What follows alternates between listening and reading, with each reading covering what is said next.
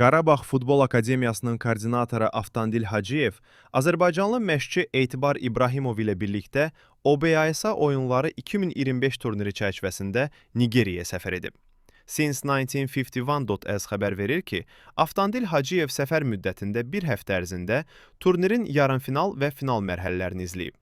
Səfərin əsas məqsədi istedadlı gənc futbolçuları müşahidə etmək, onları analiz etmək, yerli məşqçilərlə görüşlər keçirmək, həmçinin Qarabağ Futbol Klubu haqqında ümumi məlumat vermək, akademiyanın metodologiyası, iş prinsipləri və inkişaf modeli barədə ətraflı müzakirələr aparmaq olub.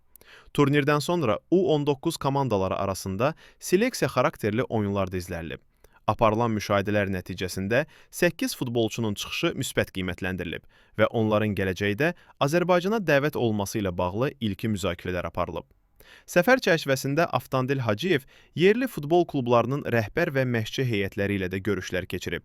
Ev sahiblərinə dəvətə görə təşəkkürünü bildirərək, bu səfərin maraqlı və faydalı təcrübələrlə yadda qaldığını, əldə olunan bilik və müşahidələrin gələcəkdə akademiyanın fəaliyyətində istifadə ediləcəyini qeyd edib.